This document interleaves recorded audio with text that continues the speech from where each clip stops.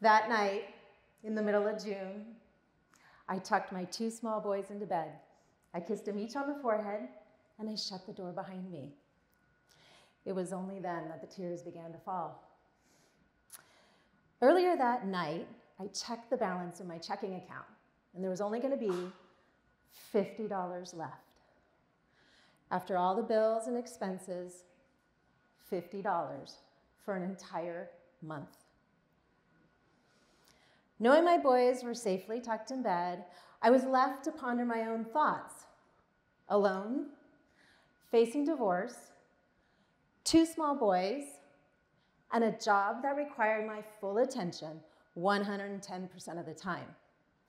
You see, I'm a professional fundraiser, tasked with raising the financial capital necessary to build hospitals, buildings, purchase life-saving equipment, and fund programs and services that support the community I live in.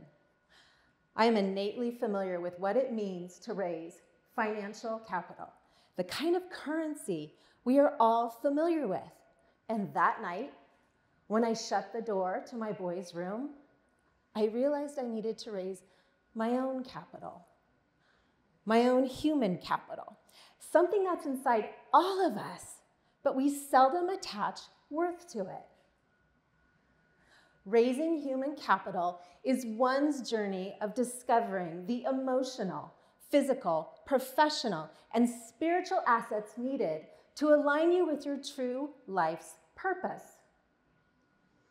I propose that by raising our human capital, we will have the new equation for a bountiful second half of living, especially for those single moms and parents who are feeling the weight of the world on their shoulders. This idea of raising human capital has never been more important. According to the 2022 US Census, there are over 16 million single-parent families. Of that, 80% are run by single moms. I'm one among that 80%. With all the chaos in the world, and from my experience in fundraising, it's time we found better solutions to solve bigger problems, like mental health issues, burnout from work, autoimmune disease caused by stress, and the simple lack of finding purpose in our day-to-day lives.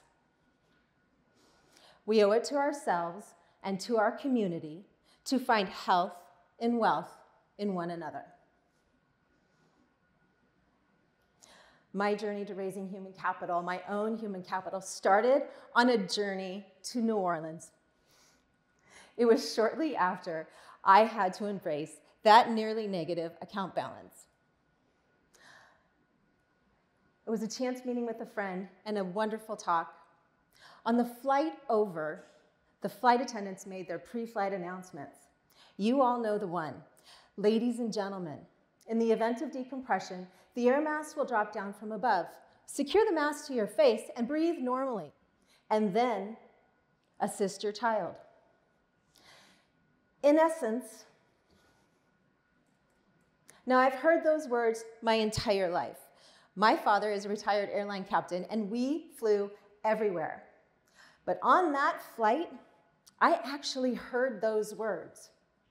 In essence, those words mean breathe. Take a breath. Do nothing else. Do not pass go. Just breathe. That breath is a simple deposit in the account that holds your own human capital. Now that you've caught your breath and you've found your footing, it's time to take stock and hold yourself accountable for how you got right here. Right here, two small boys, $50 in my account, and life on a hamster wheel. Whew. For me, there were hard lessons to learn. There were bad habits to break. There was forgiveness to achieve and a love for self to embody.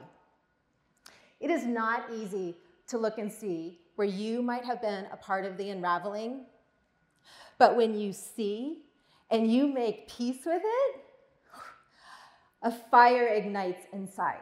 A fire ignites inside that account that holds your human capital. An account that I will argue has probably been depleted for way too long. Little moments, like seeing heart shapes in nature, like being able to pay your bills, like taking your kids for ice cream and hearing those awesome words, "Thank you, Mom." Like finding a job that pays you more and still fills your soul with mission-driven work. When deposits are made, the doors open wide for the human potential to shine through. Now, ironically, I was in New Orleans to make a presentation to my colleagues on the techniques needed to deepen and strengthen relationships with individual philanthropists. Oftentimes, we fundraisers do that through the art of storytelling, evoking empathy and compassion to find support for an organization's mission. It's what we do, and we are really good at it. I personally have raised millions to build those hospitals, to build those buildings, to fund those programs, simply by connecting through story. So if sharing an organization's story could raise financial capital, why couldn't sharing our own stories raise our own human capital? It just makes sense, but it differs. Raising our own human capital requires us to be vulnerable, brave those hard conversations. For me, that conversation was $50, 10 days left in the month. That is, and was, a very brave move on my part. But by doing so, I own my truth, and I have braved an incredible new future. Sharing our stories, the sad to the triumphant, and anything in between, makes us relevant. It keeps us present, and it gives us the stage to evolve into the second half of living. As we embark on raising our own human capital, we do so first by taking a breath.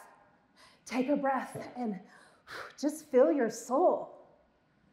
And then remember to remain coachable and accountable for your own actions, only looking back to gain perspective and celebrate just how far you've come. And then keep moving forward with that fire that's been ignited inside. And when you do, you will find your community. Be brave. Share your conversations. By doing so, you will have greater, more meaningful conversations that come from within. You'll find deeper relationships. You'll experience incredible love, and you will find purpose for your life. We weren't meant to stay in one place for very long. We all must evolve to survive. We all have our $50 stories. Our challenges look very different. Oftentimes, we battle those challenges behind closed doors where no one else can see us. But what I know is innately true in all of us is that our own human capital has the potential of being the wealthiest asset we never even knew we had. It's never too late to raise your own human capital. For me, like all of us, life's lessons are going to visit often. But by raising my own human capital, I'm able to notice those lessons quicker and adjust my reactions accordingly by just remembering this little acronym.